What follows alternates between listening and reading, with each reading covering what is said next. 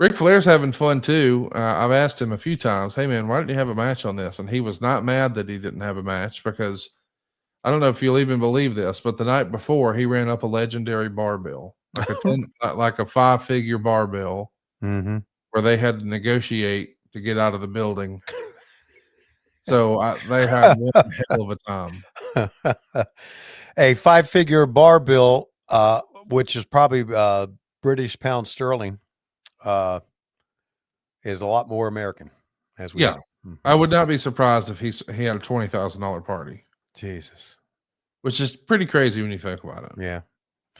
Well, the we worked November the last year of or the November of 2020. I'm sorry, of 2000, and in Great Britain, and I was on that trip, and that was November of 2000, and Ric Flair ran up a pretty big bar bill that night, and Flair and Okerlund and I and a couple of office people took the train from London to Manchester. So I've seen him run up big bar tabs. I think everybody has who's known him, right? Everybody who's either hung out with Ric Flair or known him knows about his legendary bar tabs. He knows how to party. Yes, he does. Yes. Speaking of parties, if you were gonna have to party with one person on camera right now, that'd be Randy Savage, the Ultimate Warrior, Mr. Hebner, Ric Flair, or Mr. Perfect. You're gonna party with one of those guys. Who's it gonna be? Well, I think it would be Flair because you know he'd pick up the tab. Well, he'd try for sure. He'd try to pick up the tab, right? That's right. Right. Down goes Hebner. Down goes Hebner. Yeah, I guess it would be Flair. To be honest with you, I've never partied with the other guys, even the Macho Man. I bet Mr. Perfect was a fun hang. Oh yeah, I bet he was probably the most fun hang of the group. Because you know, there's gonna be a scene eventually with Flair. right, And Warrior's just an asshole to everybody. right, Savage is paranoid. I mean, he'd probably think I was spying on him or something. right, right. And you're probably right because Kurt Hennig was one of the great ribbers and Yes. was a lot of fun and just has you could look at Kurt and just look at his face and you could tell that he was a shit disturber in a good way. False finish and a good one. Hebner staggers up. The Ultimate Warrior with face paint pretty much gone. Looks like he has eyeshadow on now. Hmm. By the way, if you're on Peacock with me, I'm at 140, 51, 52, 53, and I'm at 141, 14101, 14102, 14103. So are we okay. close? Yeah, I just saw the Spike Pile Driver, so you're just a couple seconds behind me, I think.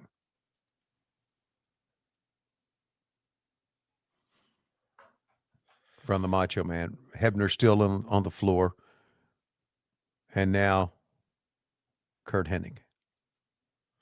Hey, my God, look at Mr. Perfect trying to wake the Ultimate Warrior up. How great is this? Uh huh.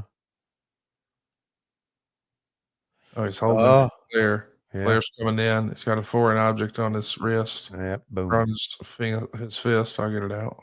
Mm-hmm. Yeah, we're just about the same place. Roll the referee in. Flair dropped the rope to get to do that. That's cool. It's Savage trying to wake Hebner up. Uh huh. If only he'd been there to do that for Miss Elizabeth. Mm. What a sad story that is. What a horrible story. It's one of the worst in wrestling. We've had bad stories. Hmm. What's sadder, Miss Elizabeth or Tammy Sidge? Is it a Wow. fucking sad tie? Yeah, that is a sad time. You are right. I hate that too. I do too. Because I've had a lot of good feelings for both. Yes. Yeah. So now, give me a referee. Turn around, you son of a bitch. Well, hitting him with the sumbitch. 1, 2, 3. Oh, false finish. And a damn good one, let me say. Yeah, that's how you do it right there. Yep. Yep, a false finish.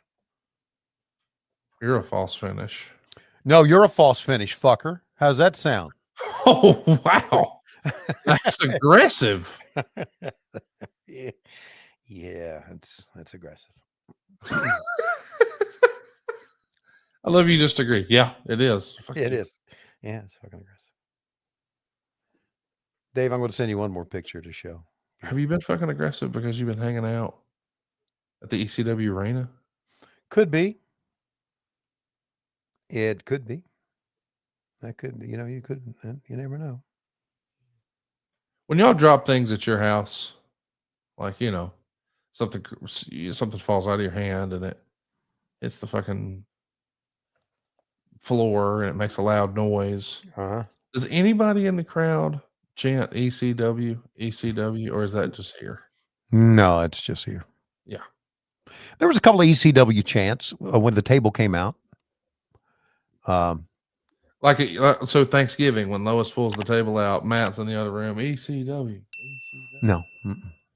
Have y'all put a Schiavone through a table at a holiday yet? We've not, but we've come close. One of the jobber Schiavones? No, we've had a line. Y'all had to lay the smack down. We had a major fight one time at a Thanksgiving. It was Thanksgiving, I think. Yeah. Wow, that's awesome. Now I'm sure it was about Georgia Tech. No, it was not. There's nobody in this family that likes Georgia Tech, so you don't have to worry about that. No common sense person does. Yeah. No, but they were younger.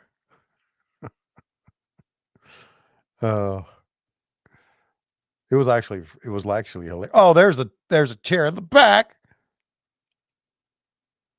Oh, were you about to say it was hilarious? It was hilarious. Yeah, it was. Okay. Yeah. So anyway, Chris and Matt got into this fight, and no, it ended up being more of an argument. Okay, than anything else. Okay, and Chris came walking back into the kitchen where we were all eating, and he just topped it off by saying, and he smoked cigars too outside of the house. And just kept walking. And we all started laughing like he just wanted to stew Johnny's brother. That was the salvo, right? Boom. How great is that? Yeah. He walked through the kitchen, stopped. Yeah. And he smoked cigars outside of the house too. And walked out. And Lois and I just popped. SaveWithConrad.com. My name's Rajiv. I'm in Sacramento, California. I came to Save with Conrad because I've heard Conrad talk about how he helps people all the time save money and the best route to go for getting some mortgages and finances done. And having heard so many different testimonials in the past, it made the most sense to go this route. We were in the market for a new house and we wanted to know what we could afford. So we spoke with Steve and then Diane to get through the pre-approval process to see what we could afford. And then once we were able to understand that aspect of it, that was when we were able to shop around for a house to get a mortgage through Save with Conrad. Everybody on the team was great. Everybody really explained everything fully to where it was more in like layman's terms to where I could understand it as someone not in the business or having shopped around for houses too many times. So being able to understand every step of the process and talking with everyone on the team about that was really, really helpful. And it made me feel really confident that I was going the right route. I would definitely recommend Save with Conrad to others. I know that sometimes people look at it and they go, oh, they're based in Alabama. What could they help me with? But I'm out here in California, and they were able to square everything away and get things done really quickly, as opposed to sometimes even people out here don't move as quickly as the Save with Conrad it seems. So everything was really well done, really efficient, and I would definitely recommend Save with Conrad to others. My name is Rajiv. I'm in Sacramento, California, and I was able to get into my dream home with SaveWithConrad.com. NMLS number 2129, Equal Housing Lender. SaveWithConrad.com.